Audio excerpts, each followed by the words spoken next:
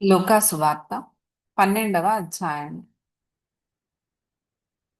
అంతలో ఒకరినొకడు త్రొక్కుకొనున్నట్లు వేల కొలది జనులు కూడినప్పుడు ఆయన తన శిష్యులతో మొదట ఇట్లని చెప్పసాగెను. పరిసయ్యుల వేషధారణ అను పులిసిన పిండిని గూర్చి జాగ్రత్త పడుడి. మరుగైనదేదియు బయలుపరచబడకపోదు, రహస్యమైనదేదియు తెలియబడకపోదు. అందుచేత మీరు చీకటిలో మాటలాడుకొనున్నవి వెలుగులో వినబడును. మీరు గదులయందు చెవిలో చెప్పుకొనున్నది మిద్దెల మీద చాటింపబడును. నా స్నేహితులైన మీతో నేను చెప్పున్నదేమనగా, దేహమును చంపిన తరువాత మరేమియూ చేయనేరని వారికి భయపడకుడి. ఎవనికి మీరు భయపడవలెనో మీకు తెలియజేయుదును. చంపిన తరువాత నరకములో పడద్రోయ శక్తిగల వానికి భయపడుడి. ఆయనకే భయపడుడని మీతో చెప్పుచున్నాను. 5 పిచ్చుకలు 2 కాసులకు అమ్మబడును గదా. అయినను వాటిలో ఒకటైనను దేవుని ఎదుట మరువబడదు. మీ తల వెంట్రుకలన్నీయు లెక్కింపబడి ఉన్నవి. భయపడకుడి. మీరు అనేకమైన పిచ్చుకల కంటే శ్రేష్ఠులు కారా? మరియు నేను మీతో చెప్పునదేమనగా, నన్ను మనుష్యుల ఎదుట ఒప్పుకొనువాడెవడో మనుష్య కుమారుడు దేవుని దూతల ఎదుట వానిని ఒప్పుకొనును.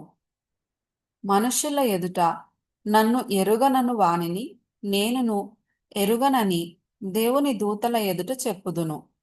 మనుష్య కుమారుని మీద వ్యతిరేకముగా ఒక మాట పలుకు వానికి పాప క్షమాపణ కలుగును గాని పరిశుద్ధాత్మను దూషించు వానికి క్షమాపణ లేదు. వారు సమాజ మందిరముల పెద్దల యొద్దకును అధిపతుల యొద్దకును అధికారుల యొద్దకును మిమ్మును తీసుకొని పోవునప్పుడు మీరు ఏలాగు ఏమి ఉత్తరమిచ్చెదమా, ఏమి మాటలాడుదుమా అని చింతింపకుడి. మీరేమి చెప్పవలసినదియు పరిశుద్ధాత్మ ఆ గడియలోనే మీకు నేర్పుననెను. ఆ జనసమూహములో ఒకడు, బోధకుడా, పిత్రార్జితములో నాకు పాలు పంచిపెట్టవలెనని నా సహోదరునితో చెప్పుమని ఆయననడుగగా, ఆయన, ఓయి, మీ మీద తీర్పరినిగానైనను పంచిపెట్టువానిగానైనను నన్నెవడు నియమించెనని అతనితో చెప్పెను. మరియు ఆయన వారితో, మీరు ఏ విధమైన లోభమునకు ఎడమీయక జాగ్రత్త పడుడి. ఒకని కలిమి విస్తరించుట వాని జీవమునకు మూలము కాదనెను. మరియు ఆయన వారితో ఈ ఉపమానము చెప్పెను. ఒక ధనవంతుని భూమి సమృద్ధిగా పండెను. అప్పుడతడు, నా పంట సమకూర్చుకొనుటకు నాకు స్థలము చాలదు గనుక నేనేమి చేతునని తనలో తాను ఆలోచించుకొని, నేనీలాగు చేతును.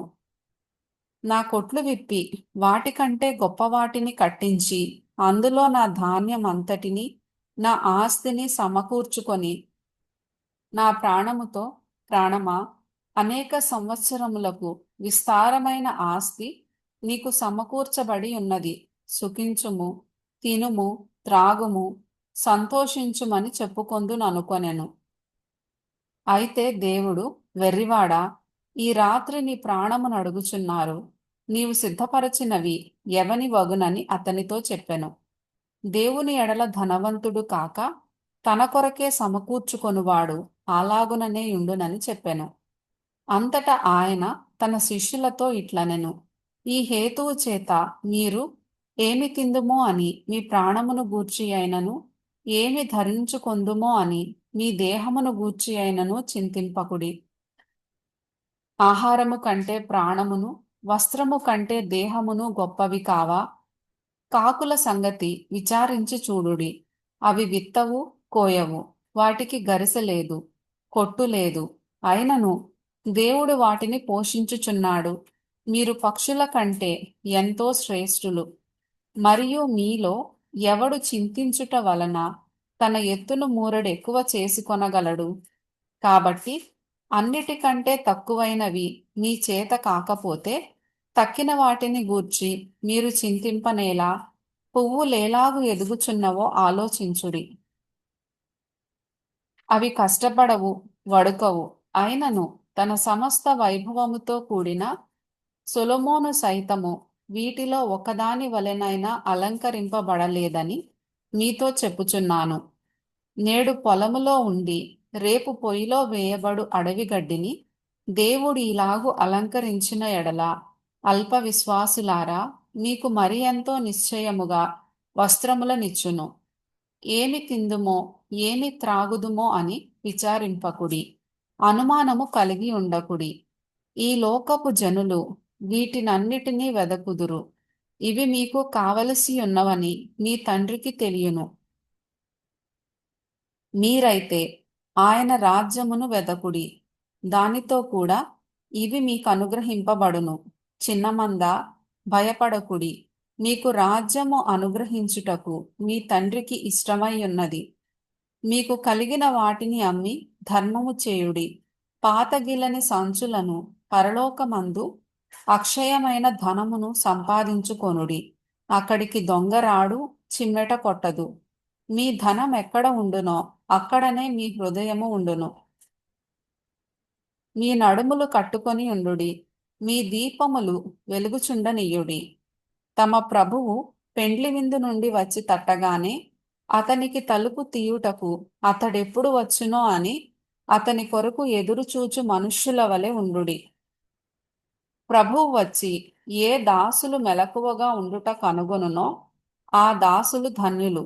అతడు నడుము కట్టుకొని వారిని భోజన పంక్తిని కూర్చుండబెట్టి తానే వచ్చి వారికి ఉపచారము చేయునని మీతో నిశ్చయముగా చెప్పుచున్నాను.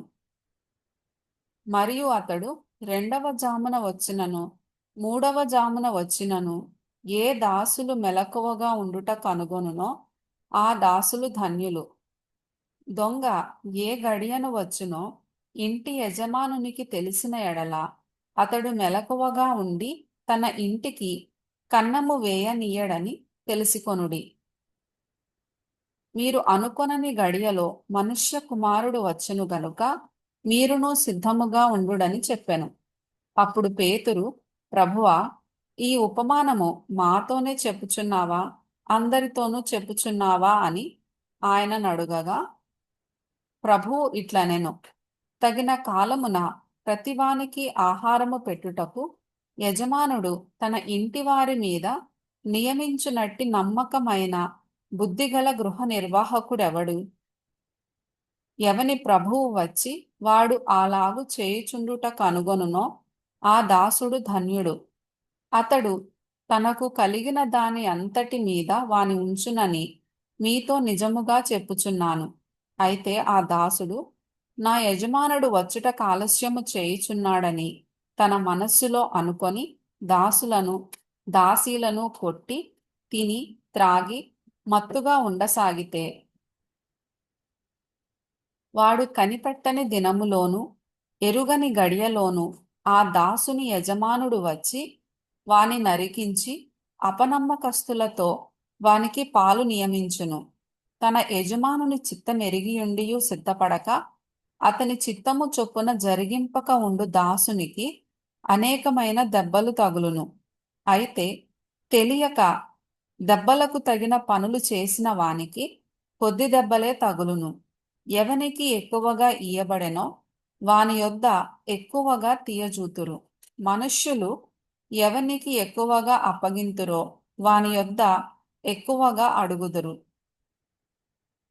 నేను భూమి మీద అగ్నివేయ వచ్చితిని, అది ఇదివరకే రగులుకొని మండవలెనని ఎంతో కోరుచున్నాను. అయితే నేను పొందవలసిన బాప్తిస్మమున్నది, అది నెరవేరు వరకు నేనెంతో ఇబ్బంది పడుచున్నాను. నేను భూమి మీద సమాధానము కలుగజేయ వచ్చితినని మీరు తలంచుచున్నారా? కాదు, భేదమునే కలుగజేయ వచ్చితినని మీతో చెప్పుచున్నాను. ఇప్పటి నుండి ఒక ఇంటిలో 5గురు వేరుపడి ఇద్దరికి విరోధముగా ముగ్గురును, ముగ్గురికి విరోధముగా ఇద్దరును ఉందురు.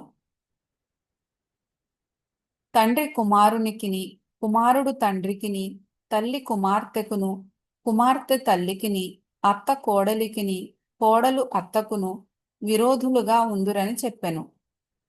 మరియు ఆయన జన సమూహములతో ఇట్లనెను, మీరు పడమట నుండి మబ్బు పైకి వచ్చుట చూచినప్పుడు వాన వచ్చుచున్నదని వెంటనే చెప్పుదురు, అలాగే జరుగును. దక్షిణపు గాలి విసరుట చూచునప్పుడు వడగాలి కొట్టునని చెప్పుదురు, అలాగే జరుగును. వేషధారులారా, మీరు భూమి ఆకాశముల వైఖరి గుర్తింపనెరుగుదురు. ఈ కాలమును మీరు గుర్తింపనెరుగరేలా? ఏది న్యాయమో మీ అంతట మీరు విమర్శింపరేలా? వాదించు వానితో కూడా అధికారి యొద్దకు నీవు వెళ్ళుచుండగా అతని చేతి నుండి తప్పించుకొనుటకు త్రోవలోనే ప్రయత్నము చేయుము. లేదా అతడొకవేళ నిన్ను న్యాయాధిపతి యొద్దకు ఈడ్చుకొని పోవును. న్యాయాధిపతి నిన్ను బంట్రౌతునకు అప్పగించును. బంట్రౌతు నిన్ను చెరసాలలో వేయును. నీవు కడపటి కాసు చెల్లించు వరకు వెలుపలికి రానే రావని నీతో చెప్పుచున్నానెను.